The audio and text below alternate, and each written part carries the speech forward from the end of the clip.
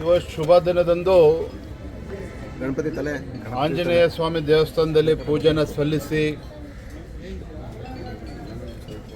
ಪ್ರತಿಯೊಬ್ಬರು ಮನೆಗೆ ಭೇಟಿಯನ್ನು ಕೊಟ್ಟು 22ನೇ ತಾರೀಕು ಅಯೋಧ್ಯೆಯ ಏನು ರಾಮ ಮಂದಿರ ಒಂದು ಪ್ರಾಣ ಪ್ರತಿಷ್ಠಾಪನೆ ನೆರವೇರ್ತಾ ಇದೆ.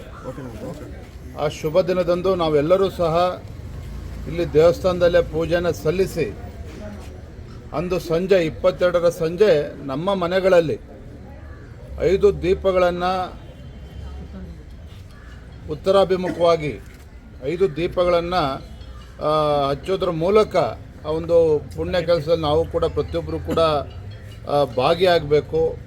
ಈ ಒಂದು ಪವಿತ್ರ ದಿನದಂದು ನಾವು ಪ್ರತಿಯೊಬ್ಬರು ಕೂಡ ಕುಟುಂಬಸ್ಥರು ಎಲ್ಲರೂ ಸೇರಿ ಈ ಒಂದು ಕಾರ್ಯದಲ್ಲಿ ಭಾಗವಹಿಸಬೇಕು ಅಂತೇಳಿ ನಾನು ಮತ್ತು ನಮ್ಮೆಲ್ಲ ಎಲ್ಲ ಪರಿವಾರದ ಪ್ರತಿಯೊಬ್ಬರು ಸಹ ರಾಜ್ಯಾದ್ಯಂತ ದೇಶಾದ್ಯಂತ ಮನೆಗಳಿಗೆ ಭೇಟಿಯನ್ನು ಕೊಟ್ಟು ಅಯೋಧ್ಯೆಯಿಂದ ಬಂದಿರತಕ್ಕಂಥ ಒಂದು ಪವಿತ್ರ ಮಂತ್ರಾಕ್ಷತೆಯನ್ನು ಪ್ರತಿ ಮನೆಗೂ ಕೂಡ ನಾವು ತಲುಪಿಸ್ತಾ ಇದ್ದೇವೆ. ಭಾಳ ಸಂತೋಷ ಅಂತ ಹೇಳಿದ್ರೆ ಪ್ರತಿಯೊಂದು ಮನೆಯಲ್ಲೂ ಸಹ ಭಾಳ ಭಕ್ತಿಯಿಂದ ಆ ಮಂತ್ರಾಕ್ಷತೆಯನ್ನು ಸ್ವೀಕಾರ ಮಾಡ್ತಾ ಇದ್ದಾರೆ. ಭಾಳ ಸಂತೋಷವನ್ನು ಕೂಡ ಪಡ್ತಾ ಇದ್ದಾರೆ. DKC ಅವರು DJ-ಹಳ್ಳಿ KG-ಹಳ್ಳಿ ಘಟನೆಯಲ್ಲಿ ಏನು ಅಮಾಯಕರಿದ್ದಾರೆ ಅವ್ರನ್ನೆಲ್ಲ ಬಿಡುಗಡೆ ಮಾಡ್ತೇವೆ.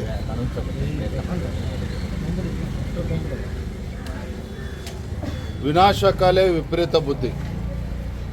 ಒಂದು ಕಡೆ ಇಡೀ ದೇಶದಲ್ಲಿ ರಾಜ್ಯದಲ್ಲಿ ಅಯೋಧ್ಯೆಯ ಭವ್ಯ ರಾಮ ಮಂದಿರ ಇವತ್ತು ಲೋಕಾರ್ಪಣೆ ಆಗ್ತಕ್ಕಂಥ ಶುಭಗಳಿಗೆ ನಾವೆಲ್ಲರೂ ಕೂಡ ಇದ್ದೇವೆ. ಇಡೀ ದೇಶದಲ್ಲಿ ನಾವೆಲ್ಲರೂ ಕೂಡ ಒಂದು ಅನ್ನುವ ಭಾವನೆ ಪ್ರತಿಯೊಬ್ಬರಲ್ಲೂ ಕೂಡ ಮೂಡಿದೆ. ಇಂಥ ಸಂದರ್ಭದಲ್ಲಿ ರಾಜ್ಯದಲ್ಲಿರ್ತಕ್ಕಂಥ ಕಾಂಗ್ರೆಸ್ ಸರ್ಕಾರ ಅಲ್ಪಸಂಖ್ಯಾತರನ್ನ ಓಲೈಕೆ ಮಾಡ್ತಕ್ಕಂಥದ್ದು. ಭಾರತೀಯ ಜನತಾ ಪಾರ್ಟಿ ನಾವೇನು ಅಲ್ಪಸಂಖ್ಯಾತರ ವಿರೋಧಿಗಳಲ್ಲ. ಭಾರತೀಯ ಜನತಾ ಪಾರ್ಟಿ ಸರ್ಕಾರ ಹಿಂದೂ ಸಹ ರಾಜ್ಯದಲ್ಲಿ ಅಲ್ಪಸಂಖ್ಯಾತರಿಗೆ ಉತ್ತಮ ಯೋಜನೆಗಳನ್ನು ಕೊಟ್ಟಿದೆ, ಅನುದಾನವನ್ನು ಕೊಟ್ಟಿದೆ.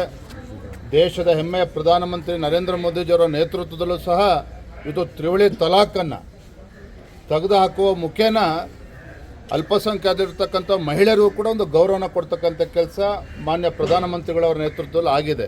ಇದ್ರ ಮಧ್ಯೆ ರಾಜ್ಯದಲ್ಲಿರ್ತಕ್ಕಂಥ ಕಾಂಗ್ರೆಸ್ ಸರ್ಕಾರ ಎಲ್ಲೋ ಒಂದು ಕಡೆ ಅಲ್ಪಸಂಖ್ಯಾತರಿಂದನೇ ತಾವು ಅಧಿಕಾರಕ್ಕೆ ಬಂದಿದ್ದೇವೆ ಅನ್ನೋ ಭಾವನೆ ಇದ್ದಂತೆ ಕಾಣ್ತದೆ.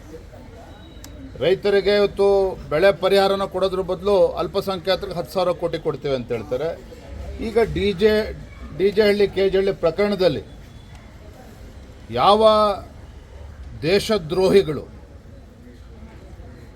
ಪೊಲೀಸ್ ಸ್ಟೇಷನ್ಗೆ ನುಗ್ಗಿ ಬೆಂಕಿ ಹಚ್ಚತಕ್ಕಂಥ ಕೆಲಸ ಮಾಡಿದ್ದಾರೋ ಅವರನ್ನು ನಿರಪರಾಧಿಗಳು ಅನ್ನುವ ರೀತಿ ಬಿಂಬಿಸೋಕ್ಕೆ ಹೊರಟಿರ್ತಕ್ಕಂಥದ್ದು ನಿಜವಾಗ್ಲೂ ಕೂಡ ಖಂಡನೀಯ ಮತ್ತು ಅಕ್ಷಮ್ಯ ಅಪರಾಧನೂ ಸಹ. ಅಂದರೆ ಇದ್ರ ಮುಖೇನ ಬೇರೆಯವ್ರಿಗೂ ಕೂಡ ನೀವು ಪ್ರೇರಣೆನ ಕೊಡ್ತಿದ್ರಿ, ಪ್ರಚೋದನೆಯನ್ನು ಕೂಡ ಕೊಡ್ತಾ ಇದ್ದೀರಿ. ಮುಂದೆ ಯಾರೋ ಸಹ ನೀವು ಇವತ್ತು ಅವ್ರನ್ನ ಮಾಫಿ ಮಾಡಿದ್ರಿ ಅಂತ ಹೇಳಿದರೆ ರಾಜ್ಯದ ಬೇರೆ ಬೇರೆ ಪೊಲೀಸ್ ಠಾಣೆಗಳಲ್ಲೂ ಕೂಡ ಬೇರೆ ಬೇರೆ ದೇಶದ್ರೋಹಿಗಳು ನುಗ್ಗಿ ಬೆಂಕಿ ಹಚ್ಚಿದ್ರೆ ಅವ್ರಿಗೂ ಇದೇ ರೀತಿ ಆಗ ನೀವು ಕೊಡ್ತೀರೇನಾಗಾದರೆ ಅವ್ರನ್ನೂ ಕೂಡ ನೀವು ಅಮಾಯಕರು ಅಂತ ಕರಿತೀರಾ? ಈ ರೀತಿ ರಾಜ್ಯದ ಜನರ ಆಶೀರ್ವಾದ ಮಾಡಿ ನಿಮ್ಮ ಸರ್ಕಾರ ಬಂದಿದೆ, ಜನರ ಪರವಾಗಿ ಬಡವರ ಪರವಾಗಿ ಅಭಿವೃದ್ಧಿ ಕೆಲಸವನ್ನು ಮಾಡಿರಿ ಅಂತ ಹೇಳಿದರೆ ಈ ರೀತಿ ಧರ್ಮಗಳ ಮಧ್ಯೆ ವಿಷಬೀಜವನ್ನು ಬಿತ್ತಕ್ಕಂಥ ಕೆಲಸ, ಸಮಾಜಗಳ ಮಧ್ಯೆ ವಿಷಬೀಜ ಬಿತ್ತಕ್ಕಂಥ ಕೆಲಸ ಏನು ಮಾಡೋಕ್ಕೆ ಹೊರಟಿದ್ದೀರಿ, ಆ ಭಗವಂತ ನಿಮಗೆ ಕ್ಷಮಿಸೋದಕ್ಕೆ ಸಾಧ್ಯವೂ ಇಲ್ಲ.